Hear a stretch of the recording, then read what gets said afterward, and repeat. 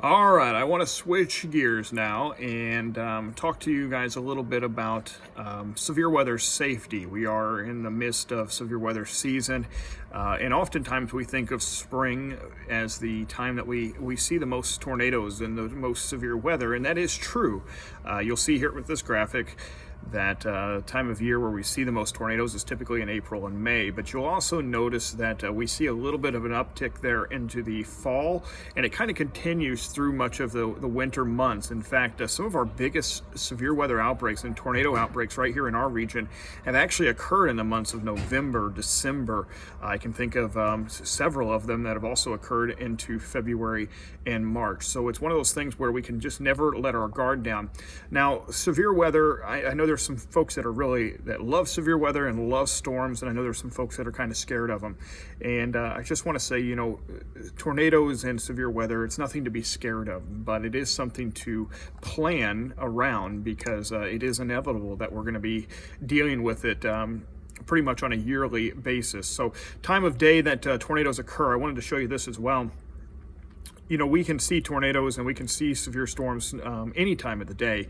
We've had some big tornado outbreaks through the overnight hours, but you can see really there through the late afternoon and early evening hours is oftentimes when we see the most in the way of severe weather. But our area does happen to see a lot of nighttime tornadoes, and that's a big concern for this part of the country, as nighttime tornadoes are twice as deadly as their counterparts during the daytime hours. In fact, we see about 37% of our tornadoes have occurred since 1950 to today. About 37% of our tornadoes have occurred between 7 p.m. and 7 a.m. So it's one of those things where you've got to have a plan in place. Make sure that you're thinking out ahead of time. If the tornado sirens are going off, if your weather radio is going off, it's already too late. So you really need to plan ahead of time. So what's the difference between a tornado watch or a severe thunderstorm watch versus a warning? Watches are usually issued for several hours in advance. It just means that the conditions are favorable, that we could see some severe storms develop maybe over the coming hours. Typically, watches are for large areas, entire states at times. But again, that gives you advance notice of about several hours, oftentimes 5-6 hours in advance. This is the time you need to be thinking about having a plan in place. Now, when a warning is issued, whether that's a severe thunderstorm or say a tornado warning, those are oftentimes issued for 30 and 45 minutes. So this means that the storm is already developing or has developed, and you only have a few minutes before the storm actually hits your neck of the woods. These are typically much smaller. Warnings are usually only for a county or two, and advance notices in the minutes. It means that you need to be taking action. So again, watch means have a plan. Warning means put that plan into action. So has a tornado been reported or indicated? That's not going to be the case in a watch, but in a warning. If a tornado warning is issued, that means that either radar has indicated that we could see strong rotation, and it may be either producing a tornado at that time or could be producing a tornado shortly. Whereas a watch just means that the storm has maybe not even developed yet, but may do so over the next few hours.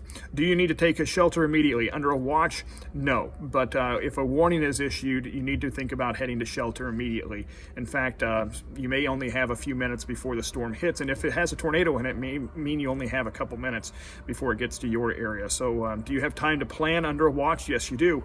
Whereas with a warning, no, you need to already have that plan in place. So where do we go? Say a tornado warning is issued.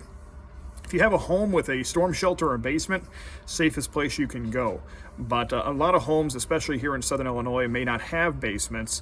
So if you live in a stick-built home, you need to head to an interior room of your house, and you can ask your teachers there what a stick-built home is. But think about a home that has in the middle of it a bathroom, a hallway, or a closet. You want to put as much stuff between you and the outside of your home. Think about this. You just want to put as much stuff between you and the tornado, right? So that's what you need to be doing if you live in a stick-built home. If you live in a mobile home or a trailer, this is where that plan really comes into place. You need to plan far in advance. You need to know where, if there's a tornado, where should I be heading to get to safety? Maybe it's a neighbor's house, maybe it's a family member's house. If you live in a mobile home or trailer, it doesn't even matter if they're strapped down. They're just not safe structures to be in to ride out a tornado. Especially in some of the rural areas, this can be a big challenge. So one of the things that we really stress is if you live in a mobile home or trailer, to get out of that as a last resort. You can head for shelter in a ditch, but we really don't want to be outside if we don't have to during a tornado. So even when that watch is issued, you need to be thinking in your head, well, maybe I need to go over to my grandma's house, or maybe I need to head over to my neighbor's house that lives in a stick-built home, or maybe they have a basement or a storm shelter.